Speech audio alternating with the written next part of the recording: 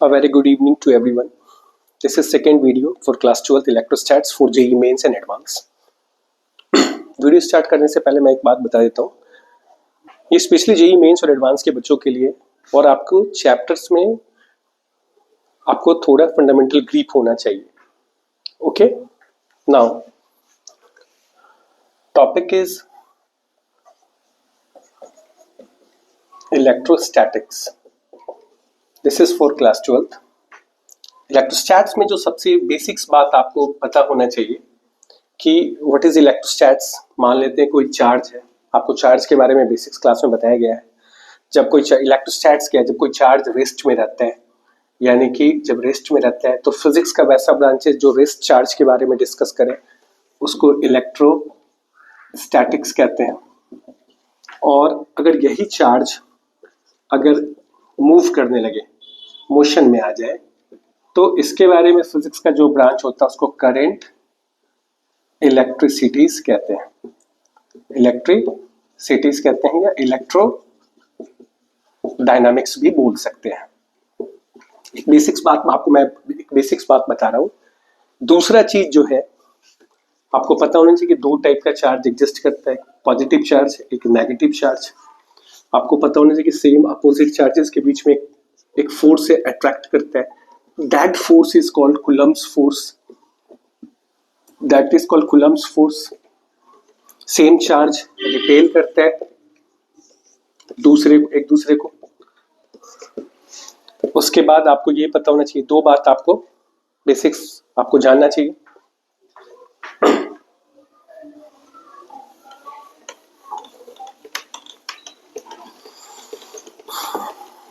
Third जो बात है वो आपको पता होना चाहिए कि quantization of electric charge, quantization of electric charge. Basics बात आपको बताया गया है कि मिनिमम पॉसिबल चार्ज एक इलेक्ट्रॉन का किसी भी बॉडीज में रहता है जिसका मान होता है 1.6 × 10⁻⁻19 कूलम. और किसी भी बॉडीज में इंटीग्रल मल्टीपल ऑफ इलेक्ट्रॉन ही रहता है जहां पे n बिलोंग्स टू इंटीजर्स. एक बात है, this is called quantization of electric charge. और कोई भी दो बॉडीज में जब इलेक्ट्रॉन आपस में इलेक्ट्रॉन ट्रांसफर होता है, जब दो बॉडीज को रब करते हैं, बेसिक्स क्लास में मैंने बताया है कि लोअर वर्क फंक्शन वाले बॉडी से हायर वर्क फंक्शन वाले बॉडीज में integral multiple of electron he transfer करेगा, Q equals to Na. This is also a quantization of electric charge. Okay,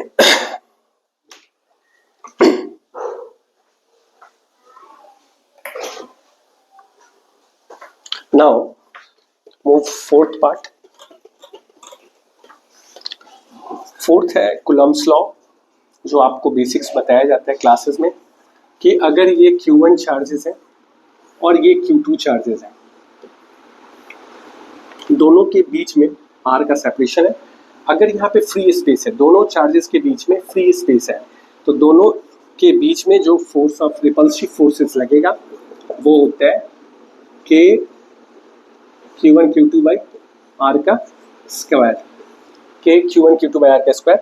SI system में K का मान हम लोग 1/4πε0 लेते हैं. इसका मान होता है 9 × 10⁹ newton metre square C-2. ε0 absolute electrical permittivity है, परमिटिविटी ऑफ फ्री स्पेस कहलाता है. ओके, उसी को फॉर्मूलाज अगर मीडियम आ जाए तो फॉर्मूलाज में थोड़ा सा इसको फिर मॉडिफाइड कैसे करेंगे, इसको हो जाएगा 1/4πε0 Q1 Q2 बाई R का स्क्वायर. ये हुआ.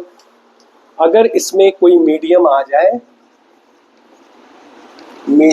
जाए तो फॉर्मूलाज में थोड़ा सा चेंजेस क्या करेंगे, 1/4πε0 Q1 Q2 बाई R का स्क्वायर.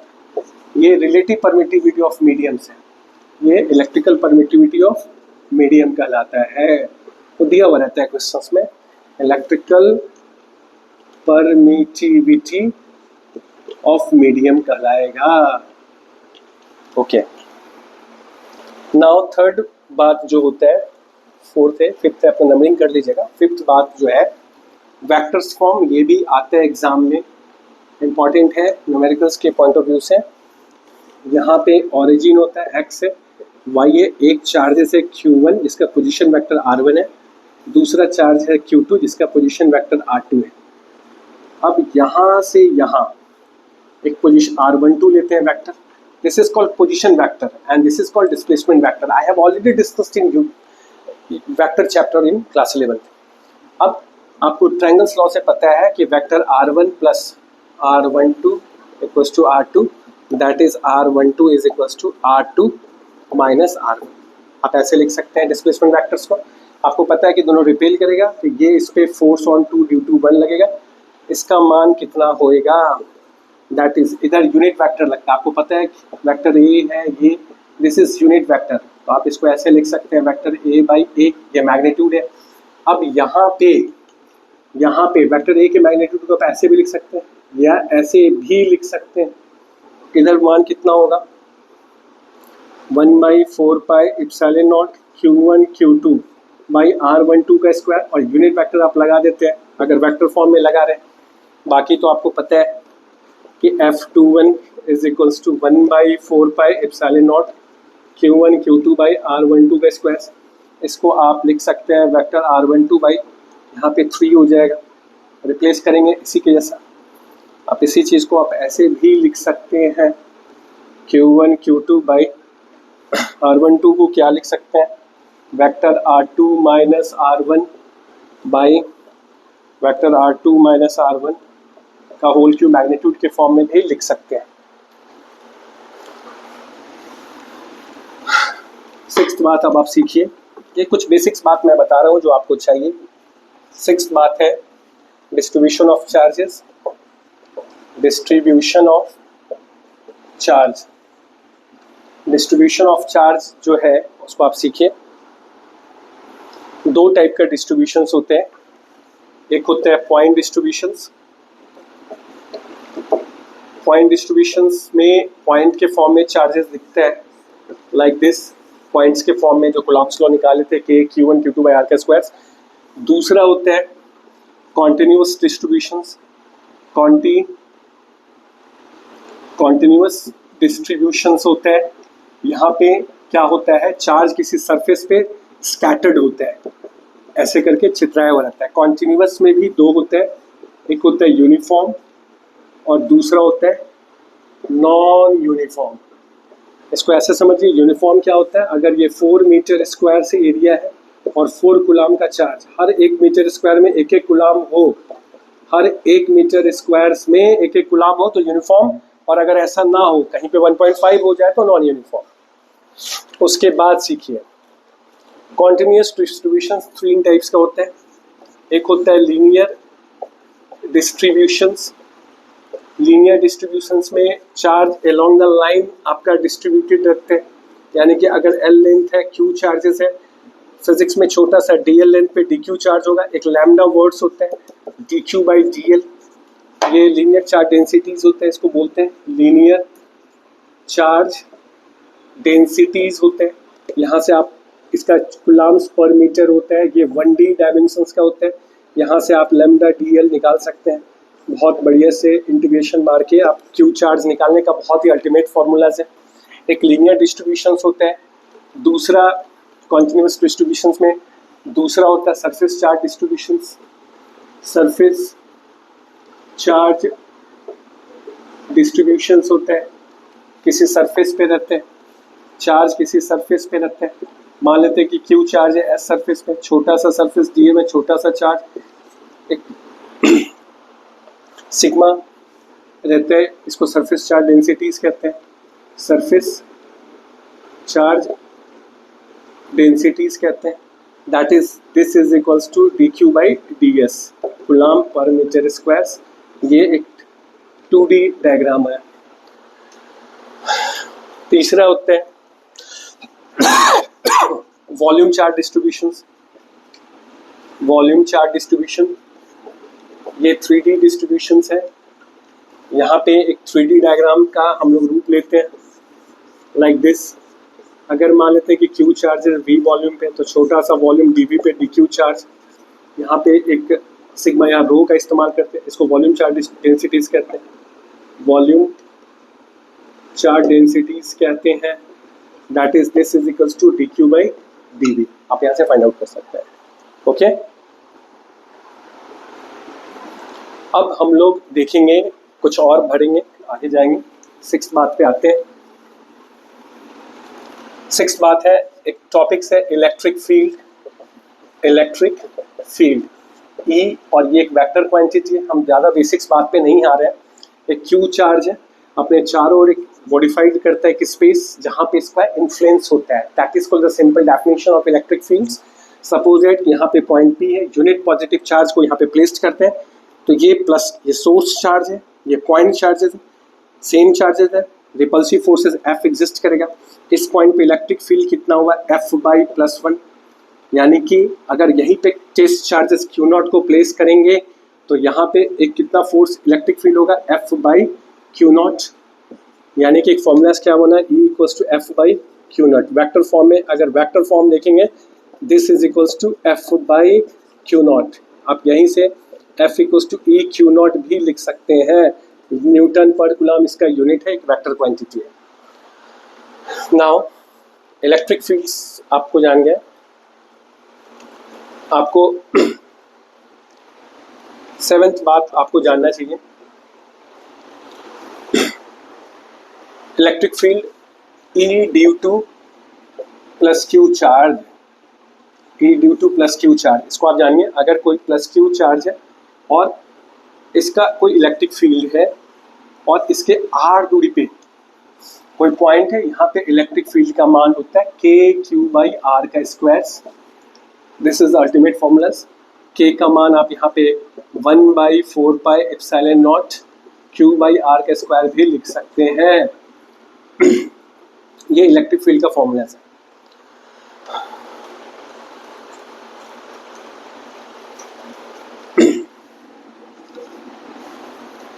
एक बात है,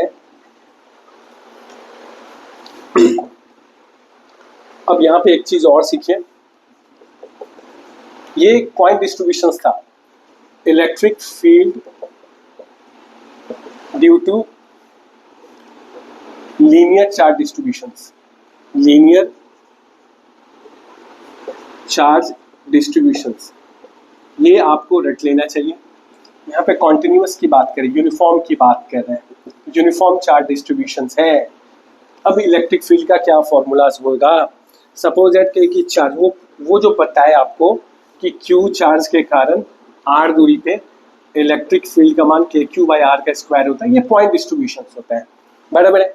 अब अगर आपसे कोई पूछे कि अगर कॉन्टिन्यूअस डिस्ट्रीब्यूशन है, अगर मान लें कि इस पे कॉन्टिन्यूअस डिस्ट्रीब्यूशंस है, इस तरीके से मान लेते कि क्यू चार्जेस है, कॉन्टिन्यूअस डिस्ट्रीब्यूशन, यहाँ से डी दूरी है, मान लेते हैं एक फाइनाइट चार्जेस है, फाइनाइट डिस्ट्रीब्यूशन है, फाइनाइट चार्ज डिस्ट्रीब्यूशन से लाइन पे। अब यहाँ से फाइनाइट के लिए इसको यहाँ पे टैप करना पड़ेगा। Suppose that this is θ1 and this is θ2। अब इस लाइन चार्जेस के कारण यहाँ पे लैम्डा इसका लीनियर चार्ज डेंसिटीज है, आई have already discussed in my basics class.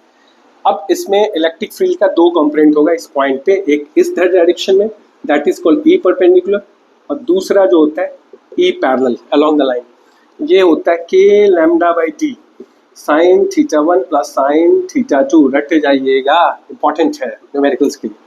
और ये होता है k lambda by T cos θ2 minus cos θ1। This is one of the most ultimate formulas जो आपको रटना चाहिए। फाइनाइट चार्ज है यहाँ पे, फाइनाइट मतलब फिक्स कर दिया, टैप कर दिया। अब यहीं से आप बहुत सारा केसेस बना सकते हैं इसी मेन फॉर्मूला से। इस मेन फॉर्मूला से आप क्या बना सकते हैं, ये फॉर्मूला आपका मेन फॉर्मूला है। अगर आपको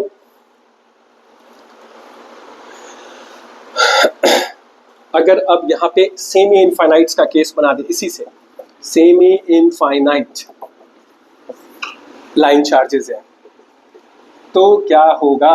सेमी इनफिनाइट्स मान लेते कि इधर से इन्फिनेटिव का है और इधर से फिक्स है, बाकी ये डी है। आपको पता है इधर θ1 90 हो जाएगा और जो ऑलरेडी θ2 है उसमें तो रहेगा। यहाँ पे पुट कीजिए फॉर्मूलाज, तो यहाँ पे E परपेंडिकुलर क्या आएगा, k लैम्डा बाई डी, इसी फॉर्मूलाज में हम यूज करें साइन 90 प्लस साइन θ2, और इसकी जो बात करें ये तो, और E पैरेलल की बात करें इसी फॉर्मूले में, तो E पैरेलल कितना आएगा, k lambda by D cos θ2 minus cos 90 degree. अब साइन 90 का मान यहाँ पे पुट कर दीजिए, k lambda by D sine 90 1 plus sine θ2, और इसमें आप करेंगे तो k lambda by D cos θ2 minus 1 to 0, that is cos θ2 cos 90 equals to 0। अब this is the semi infinite line charges है, सब मेन फॉर्मूला है, इसको आपको रट लेना है, याद कर लेना है। अगर दोनों इनफाइनाइट्स हो, अगर दोनों इनफाइनाइट्स हो, केस को थोड़ा सा हम लोग बढ़ा देते हैं, अगर ये दोनों इनफाइनाइट हो, इधर भी यहाँ से डी है, यहाँ पे ई पर, तो यहाँ पे θ1 भी 90 हो गया एंड θ2 भी 90 हो गया। फॉर्मूलाज को मॉडिफाइड कीजिए, k lambda by D sine 90 plus sine 90 0 to 1 यानी कि 2k लैम्डा बाई डी रट लीजिएगा, स्पीड बढ़ेगा, स्पीड बूस्टर्स है, कुछ चीज़ आपको रट लेना है। E पैरेलल कॉस, ये parallel k lambda by D cos 90 minus cos 90 यानी कि ये 0। एक बात याद रखिएगा, इनफाइनाइट वायर के कारण पैरेलल कंपोनेंट इलेक्ट्रिक फील्ड का 0 होता है, ये आप याद करके रखिएगा। अब हम लोग आते हैं कुछ नया चीज पे, 10th बात, E due to uniform charged ring, electric field due to uniform charge ring. Suppose that कि एक Q चार्जेस है और सेंटर है, इसका रेडियस R है। अब इसमें अगर आपको बोला जाए कि x दूरी पे इलेक्ट्रिक फील्ड का मान, यानी कि प्लस चार्ज है, इधर इलेक्ट्रिक फील्ड का मान कितना होता है, KQX by X square plus R square का पावर 3/2, रट लीजिएगा, ये अल्टीमेट फॉर्मूलाज है। अगर ग्राफ की बात करें, प्लस चार्जेस है, अगर सेम, अगर ग्राफ, आपको एक बात पता होना चाहिए कि रिंग के कारण इलेक्ट्रिक फील्ड जो होता है x equals to plus minus R by root 2 पे इलेक्ट्रिक फील्ड मैक्सिमम होएगा, plus minus R by root 2 दूरी पे इलेक्ट्रिक फील्ड मैक्स होगा।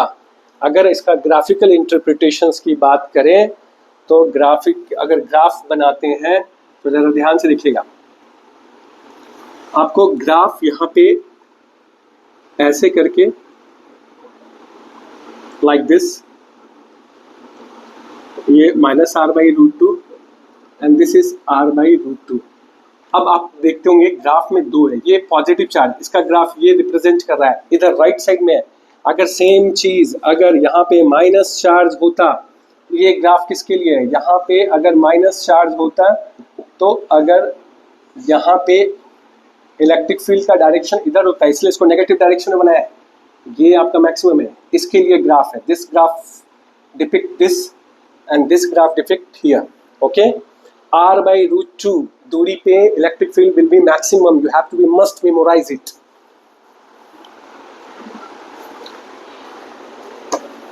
Now we are coming a very important sections। अब एक चीज सीखते हैं, 11th बात, इलेक्ट्रिक पोटेंशियल। बच्चे वाले बेसिक्स बात आपको पता है, इलेक्ट्रिक पोटेंशियल V है, ये एक स्केलर क्वांटिटी है, बेसिक्स बात आपको पता है। इलेक्ट्रिक पोटेंशियल्स क्या होता है, कोई भी Q चार्ज है, इसका एक इलेक्ट्रिक फील्ड होता है, मान लें कि यहाँ पे पॉइंट P है जो r दूरी पे है। अब इन्फिनिटी से कोई यूनिट चार्ज को लाने में जो वर्क डन करते हैं इस पॉइंट पे लाने में, this work done is equals to Vp, बराबर है, ये बेसिक्स बात है। Work done in bringing unit charge from infinitive to this particular point to measure potential of this point. And what is the mathematical formulas? That is Vp is equals to K Q by R. Use 1 by 4 pi epsilon naught Q by R. This is the basics formulas. You have to be memorize it. Scalar quantity. Now,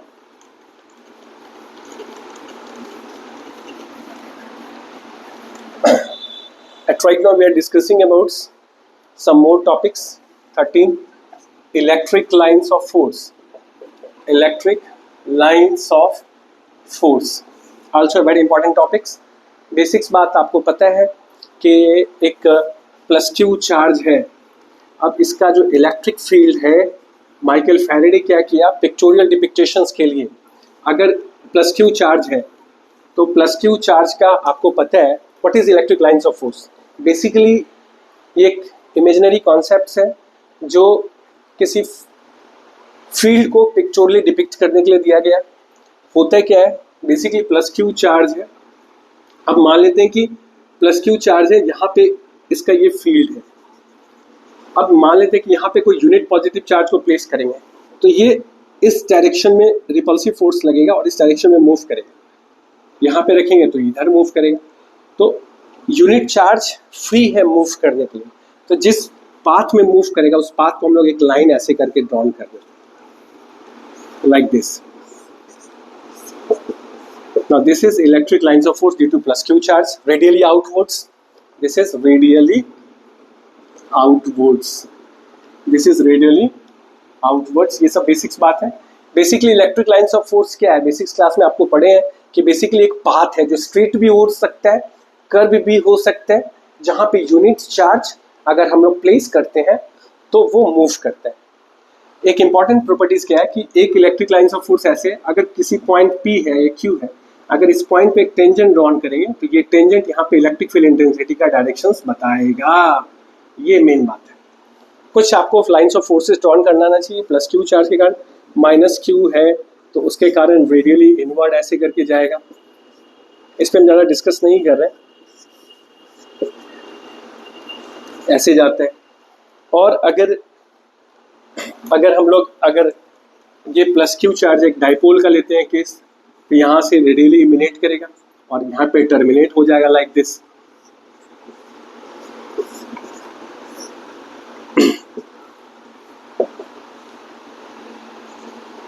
अगर हम लोग एक line charges के कारण देखते हैं, अगर यहाँ पे सेम चार्जेस है प्लस क्यू और यहाँ पे प्लस क्यू है, तो यहाँ पे ऐसे करके लैटरल इस पे शिफ्टिंग होगा लाइक दिस रिपल्सिव फोर्स के कारण, और बीच में एक T न्यूट्रल पॉइंट्स बनता है. ये आप बेसिक्स क्लास में बताए हुए, इस पर ज़्यादा डिस्कस नहीं करते हैं. अगर यहाँ पे Q1 चार्जेस है और यहाँ पे Q2 चार्जेस है, सेम पोलैरिटीज है, अगर Q1 ज़्यादा है तो ये थोड़ा सा लैटरल शिफ्टिंग पॉइंट P जो है न्यूट्रल पॉइंट्स शिफ्ट कर जाएगा वीकर चार्जेस की तरफ.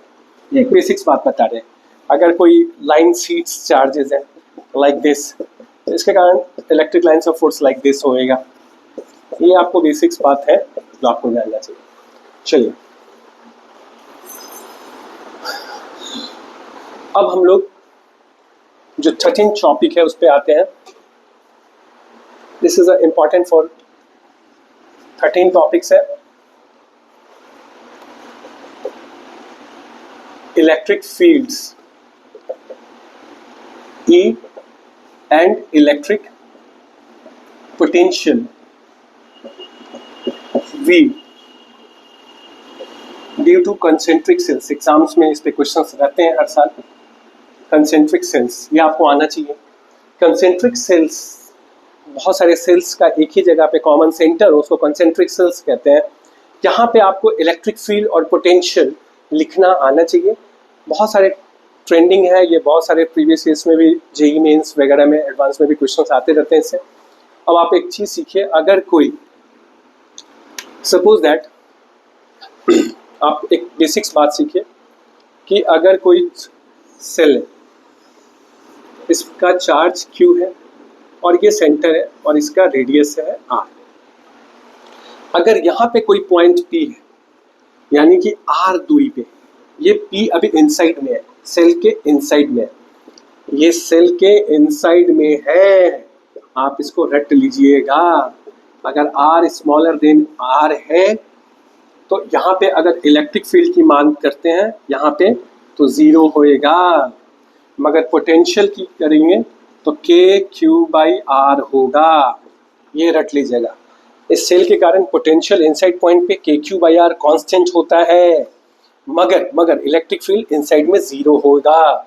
अगर वही R greater equal than R है, यानी कि सेल्स पे भी लाई कर सकता है या पॉइंट P बाहर भी हो सकता है या यहाँ भी हो सकता है। तो यहाँ पे अगर बात करें तो यहाँ पे अगर इस पॉइंट पे बात करें जो आउटसाइड पॉइंट है जहाँ पे R ग्रेटर देन R है या इसकी भी हो सकता है, तो इलेक्ट्रिक फील्ड होगा KQ/R का स्क्वायर और पोटेंशियल्स होगा KQ/R का स्क्वायर R KQ/R। ये आपको आना चाहिए लिखना। अगर ग्राफ की बात करें तो अगर हम लोग इलेक्ट्रिक फील्ड बनाए और यहाँ पे R है, ये R एक्सिस है, तो R इक्वल्स टू R, इधर का जो पॉइंट है R स्मॉलर देना, इधर R ग्रेटर देना, अंदर में यहाँ पे सबसे ज़्यादा होता है, यानी कि यहाँ पे इलेक्ट्रिक फील्ड इधर जीरो होएगा, यहाँ पे KQ/R होता है, और इधर जो रिलेशन ऐसे करके जाता है इज प्रोपोर्शनल टू 1/R का स्क्वायर। ये इलेक्ट्रिक फील्ड का ग्राफ है। अगर पोटेंशियल का ग्राफ की बात करते हैं तो V और R के बीच में यहाँ पे भी अगर हम लोग R इक्वल्स टू R लेते हैं, R स्मॉलर देन R लेते हैं, R ग्रेटर देन R लेते हैं, तो अंदर में यहाँ पे E जो होता है KQ/R होएगा, यहाँ पे अंदर में होता है। ये तो डॉटेड लाइन है, यहाँ पे नहीं होता है, यहाँ पे होता है और वो कांस्टेंट होता है, और उसके बाद ग्राफ ऐसे वेरिएट करता है, A is proportional to 1/R. Okay, note down, it's a very important topic, you have to be understand.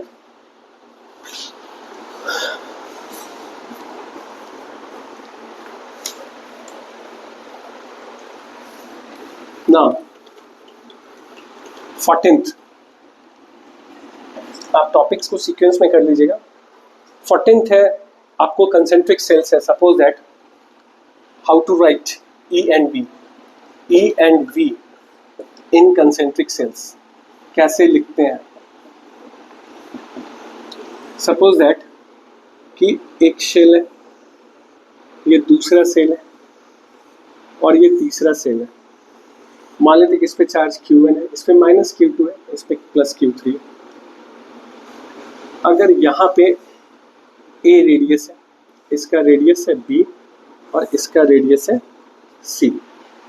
अगर एक पॉइंट P यहाँ है, एक पॉइंट Q है और एक पॉइंट R यहाँ पे, यानी कि P point inside the concentric shells Q1 के अंदर में, Q पॉइंट जो है Q3 के अंदर में। अब बोलेगा कि E and V इन कंसेंट्रिक सेल्स लिखना है। एट P पे आपको E निकालना है, क्या होएगा बताइए, तीनों सेल्स के कारण। तो ये सुनिए क्या बोला जा रहा है कि P पॉइंट पे आपको इलेक्ट्रिक फील्ड निकालना है कंसेंट्रिक सेल्स के कारण। पहला सेल्स पे चार्ज Q1 है, सेकंड सेल पे चार्ज Q2 है, पोलैरिटी माइनस में है, और थर्ड सेल का चार्ज है Q3, पोलैरिटी प्लस में। आपको सेंटर पे इलेक्ट्रिक फील्ड निकला है P पॉइंट पे, आपको P पॉइंट जो अंदर में आप कितना होगा, तो आप अभी आपको बताया गया कि अंदर में इलेक्ट्रिक फील्ड जीरो होगा तीनों सेल के कारण। अगर इस पॉइंट पे इलेक्ट्रिक फील्ड की बात करें तो जीरो होगा, मगर अगर पोटेंशियल की बात करें तो आप बताइए क्या होगा, खुद से सोचिए। पोटेंशियल इसके कारण KQ1/A, इसके कारण माइनस है तो -KQ2/B, एंड इसके कारण +KQ3/C। This is the formula for potential. Here you have to know how to write electric field and potential due to concentric cells. This is the way. तो आप बहुत आसानी से P पॉइंट पे आप concentric sales का potential और electric field find कर लिए हैं। ओके, अगर अगर अब आपसे कोई पूछे कि Q पॉइंट पे निकालना है, आप खुद बताइए, एट Q, आप खुद बताइए Q पॉइंट पे क्या होगा। अब Q पॉइंट पे क्या होगा इसको ध्यान से देखिए। हमको यहाँ का दूरी नहीं पता है, ये नहीं पता है, ये नहीं पता है, ठीक है। अब हमको नहीं पता है, अब आप अपने मन से आर क्यू ले लीजिए, इस दूरी को कुछ भी मान लेंगे, आर बी आर सी कुछ भी ले लीजिए, लोअर सबस्क्रिप्ट में क्यू का इस्तेमाल किया, क्यू दूरी था इसलिए। इलेक्ट्रिक फील्ड की बात करें तो electric field due to at Q, इसके कारण कितना होगा, के क्यू वन बाई ये कितना दूरी है, आर क्यू का स्क्वायर। ओके, इसके कारण माइनस के Q two by R Q का स्क्वायर। ओके, और इसके कारण इसके अंदर में पड़ेगा तो इसके कारण इलेक्ट्रिक फील्ड कुछ नहीं रहेगा, तो ये हो गया फाइनल इलेक्ट्रिक फील्ड। क्लियर है। पोटेंशियल की बात करते हैं, वी क्यू खुद से बनाइए। पोटेंशियल की बात करेंगे तो K Q one by R Q. Okay, इसके कारण माइनस के Q two by R Q. Okay, and इसके कारण बड़े वाले सेल क्यू थ्री के कारण प्लस के Q three by what is C, क्योंकि पूरे का रेडियस सी है। ओके, अब हम लोग आते हैं आर पॉइंट पे। एट आर की बात करें, हमको फिर दूरी नहीं पता है, हम इसको आर कैपिटल आर ले लेते हैं, कुछ भी पैरामीटर्स मान लेते हैं। इलेक्ट्रिक फील्ड की बात करिए, के क्यू वन इसके कारण बाई आर आर का स्क्वायर, उसके कारण माइनस के Q two by R R का स्क्वायर, यहाँ से यहाँ तक का दूरी मान लिया आ रहा, एंड प्लस के Q three by R R का स्क्वायर हो गया। अगर हम लोग पोटेंशियल की बात करें, V R k Q one by what is R R minus के Q two by R R and plus के Q three by R R. This is the final answers. आपको आना चाहिए कि इलेक्ट्रिक पोटेंशियल और इलेक्ट्रिक फील्ड कैसे लिखते हैं कंसेंट्रिक सेल्स से। अगर आपको उसको लिखना आ गया तो आप बहुत सारे क्वेश्चंस को बहुत इजी वे में आप बना सकते हैं। ओके, अब हम लोग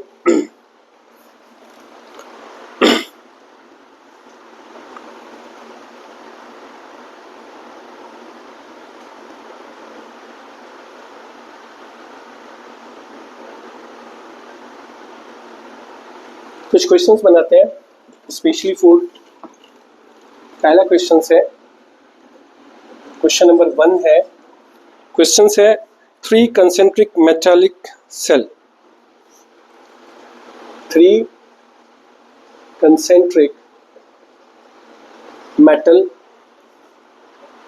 shell A, B and C of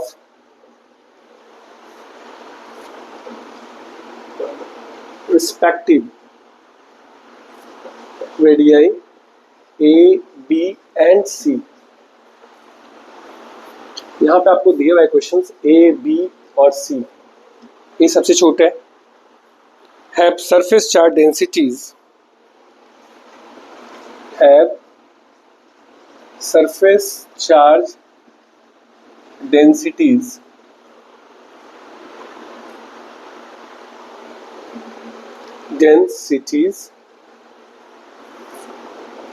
this and this respectively।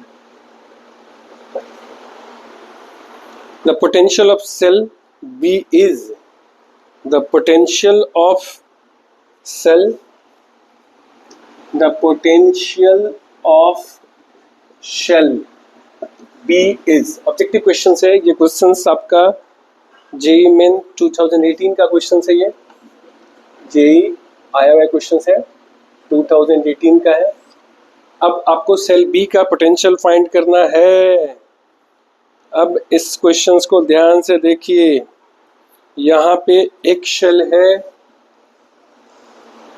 दूसरा सेल है और ये तीसरा सेल है। कंसेंट्रिक सेल का सवाल है।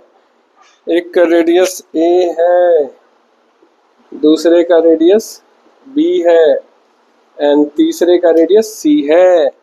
इसका surface charge density plus this है, इसका माइनस दिस है और इसका फिर प्लस है रिस्पेक्टिवली। इसको ए है, बी है और सी है, ठीक है। अब यहाँ पे अगर आपसे कोई पूछे the potential of shell B is, आपको इस सेल का पोटेंशियल फाइंड करना है। अप्लाई कीजिए जो कंसेप्ट्स पढ़े हैं। Potential of shell B, V B कैसे निकलेगा इस सेल का। इस केसेस में बोला कि 3 कंसेंट्रिक सेल्स हैं और तीनों का सरफेस चार्ज डेंसिटीज दिया हुआ है, plus rho minus rho and plus sigma है। अब आपको बी पॉइंट का पोटेंशियल फाइंड करना है। अब जरा बहुत इजी वे में, बहुत, अगर आपको कंसेंट्रिक का सवाल का कंसेप्ट क्लियर है तो वी बी आपको लिखना है तीनों सेल्स के कारण। आप खुद से इसके कारण आप इसका चार्जेस, एक कंसेप्ट है, आप इसका चार्ज मान लीजिए Q1 QA मान लीजिए, इसका चार्ज QB मान लीजिए, इसका QC मान लीजिए। तो आपको पता है कि this is equal to QA by 4 pi A का स्क्वायर। तो QA इक्वल टू कितना है, 4 पाई ए का स्क्वायर। सिमिलरली QB कितना आएगा, QB आएगा माइनस दिस 4 पाई बी का स्क्वायर एंड QC कितना आएगा प्लस दिस 4 पाई सी का स्क्वायर। ये आप चार्जेस निकाल दिए QA QB C। लगाइए पोटेंशियल्स का फॉर्मूलास। अब यहाँ पे VB के QA बाई इसके कारण, सेल के कारण, यहाँ पे इसका B, ये पूरा यहाँ का दूरी कितना है इस सेल का B है, फिर KQB by B and KQC by, आप बताइए, खुद से बताइए इसके कारण कितना होएगा। C रेडियस है, KQC बाई C। अब आपको लिख देना है सारा, K कॉमन ले लेना है, QA कितना होगा सारे में एक स्टेप आप यहाँ पे दिस 4 पाई ए का स्क्वायर बाई बी माइनस लग जाएगा, माइनस दिस 4 पाई बी का square by B and plus के बाहर ले लिया ना, ये आएगा दिस 4 पाई सी का square by C. This is the final answers. अब आप इसको आप फाइनली कितना लिख सकते हैं, के कॉमन ले लीजिए, सिग्मा 4 पाई भी बाहर आ जाएगा, A square by B minus B and sigma 4 pi बाहर आ गया एंड प्लस सी। आप इसको ज़्यादा कंसोलिडेट कर सकते हैं तो सिग्मा, आप ज़्यादा इसको कर सकते हैं तो क्या लिख सकते हैं, 1/4 pi epsilon naught sigma 4 pi, this is A square minus B square by B plus C. यहाँ पे सिग्मा 4 पाई यानी कि sigma by epsilon naught and A square minus B square by B plus C. This is the final answer. Okay, note down.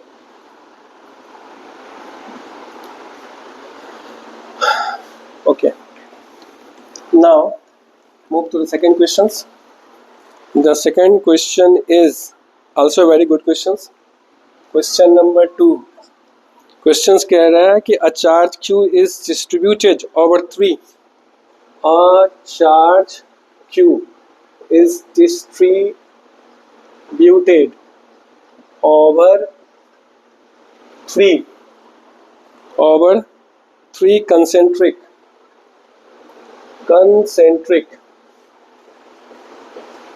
spherical cells of radii A B C, जहां आपको ये indicate करा कि C सबसे बड़ा radius है, such that their surface charge densities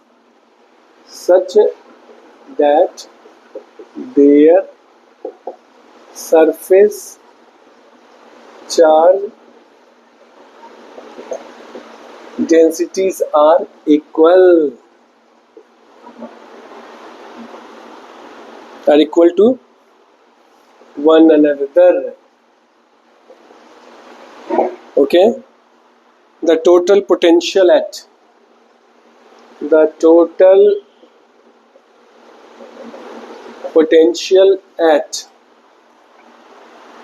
a point at distance r from their common center, okay, where r is smaller than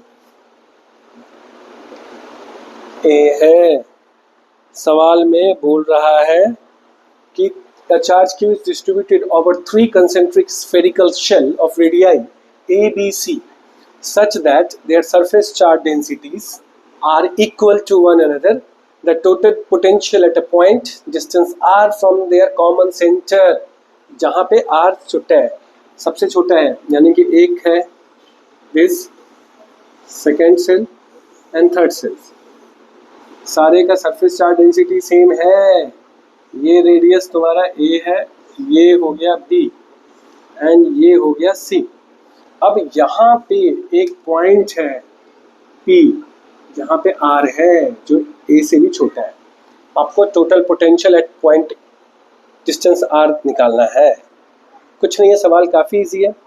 इसका charges को आप QA मान लीजिए, पहला सेल्स का QA, इसका चार्ज को QB मान लीजिए, इसका चार्ज को QC मान लीजिए। आपको पता है कि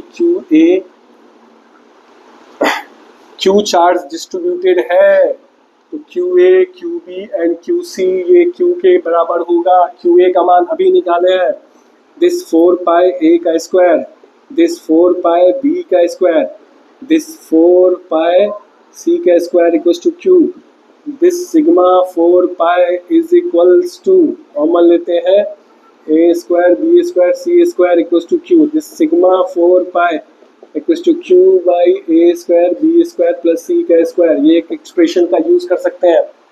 अब देखिए पोटेंशियल लिखिए पहले P पॉइंट पे, VP कितना होएगा, KQA, इसके कारण कितना होगा A, KQB बाई कितना होएगा B एंड KQC बाई कितना होगा C। खत्म हो गया। अब K कॉमन लीजिए, QA का मान आपको पता है, इसमें भी अगर आप लेते हैं तो सिग्मा 4 पाई A का square by A, sigma 4 pi B का square by B and sigma 4 pi C का स्क्वायर बाई C। अब फाइनली क्या हुआ, सिग्मा 4 पाई K को लिख दिए 1 पाई 4 पाई एप्सिलॉन, सिग्मा 4 पाई यहाँ बाहर निकाली, ये कट के A आया, A का स्क्वायर ये कट गया, यहाँ पे B आया और यहाँ पे C आया। सिग्मा 4 पाई का मान यहाँ पे ये वाला रिप्लेस कीजिए, कितना आएगा 1 by 4 pi epsilon not Q by A square B square C का स्क्वायर, और यहाँ पे आप इसको लिख सकते हैं, सिग्मा 4 पाई को रिप्लेस कर दिए, कितना Q बाई इतना, और यहाँ पे आप A plus B plus C लिख सकते हैं। This is the final answer. Okay, no doubt.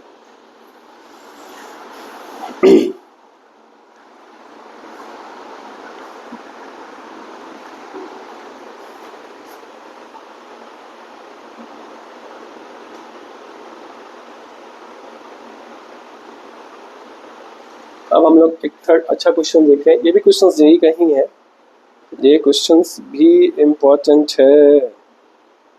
Now we are moving to third questions. Question number third, question number third. The third question is, if outer shell has charge plus q and inner shell is earthed, and inner shell is earthed, okay, then first determine charge on inner shell, determine charge on inner shell, and B point क्या determine करना है, find potential of outer shells, find potential of outer shell. एक बात हमेशा याद रखिएगा कि किसी भी शेल को अगर अर्थेड करते हैं तो याद रखिएगा एक मिसकंसेप्शन है कि उसका चार्ज जीरो कभी भी नहीं होता है। पोटेंशियल जीरो हो सकता है, चार्ज कभी भी जीरो नहीं होगा अर्थेड सेल का। यानी कि कोई भी शेल है, अगर इसको हम लोग अर्थेड कर देते हैं तो पोटेंशियल भले ही सरफेस का जीरो हो जाए मगर चार्ज कभी भी जीरो नहीं होता है। इसका जो चार्ज होता है वो कभी भी जीरो नहीं हो सकता है। अब हम लोग को सवाल में बोल रहा है कि इफ आउटर शेल है charge plus Q and inner shell is earthed, determine charge on inner shell. यानी कि अगर सपोज दैट कि आपका एक शेल है, ये दूसरा शेल है, माना कि ये S1 है और ये S2 है, इस पे प्लस Q है, इसका नहीं पता, हम लोग अपने मन से इस शेल का चार्ज Q किए। मान लेते हैं कि इसका रेडियस है R1 और इसका रेडियस है R2। अब इसको हम लोग अर्थेड कर दिए, अर्थेड करते हैं तो हमको बोल रहा है कि चार्ज ऑन इनर सेल यानी कि Q का मान निकालिए and potential of outer shells. अब आप बताइए जब आप इसको अर्थेड करते हैं तो क्या होगा, VS1 इक्वल्स टू जीरो, बताए हैं पोटेंशियल जीरो हो जाएगा। पहले VS1 लिखिए, इसका क्या होगा, इसके कारण कितना होगा KQ/R1, फिर इसके कारण प्लस KQ/R2, ये जीरो हो गया, K खत्म, Q/R1 plus Q/R2 equals to zero, Q/R1 equals to minus Q/R2, that is Q equals to minus R1/R2 Q। this is final A point हम लोग का निकल गया। चार्ज इनर सेल कितना हो गया, माइनस R1/R2 Q। अब देखो अगर हमको बात करें potential of outer shell, B बात पोटेंशियल ऑफ आउटर सेल, तो क्या होना चाहिए आप ही बताइए। पोटेंशियल ऑफ आउटर सेल कैसे लिखेंगे, खुद से सोचिए थोड़े सा। इसके कारण कितना होएगा, VS2 की बात कीजिए, कितना होगा KQ/R2 प्लस KQ/R2, Q का मान यहाँ पे सब्स्टिट्यूट कर दीजिए, Q को बाहर निकाले, Q का माइनस R1/R2 का स्क्वायर Q प्लस Q/R2 यानी कि KQ/R2 बाहर निकालिए। अब आपको कितना है, minus R1/R2 plus 1। This is the final answer. Okay, चलिए हर एक क्वेश्चंस को बहुत बारीकी से कीजिए, काफ़ी अच्छे क्वेश्चंस के कंपाइलेशन है ये।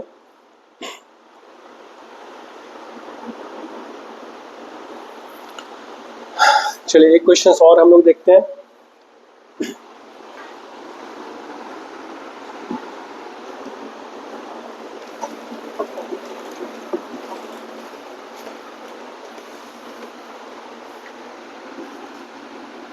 फोर्थ है क्वेश्चंस, आप लोग देख लीजिएगा। क्वेश्चंस है 3 concentric conducting shells three concentric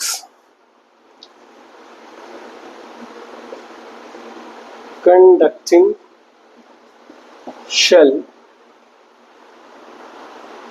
of radii A, B and C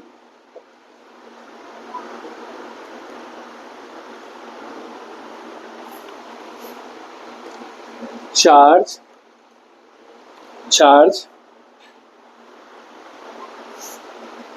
on shell of radius B is Q. If key K is closed,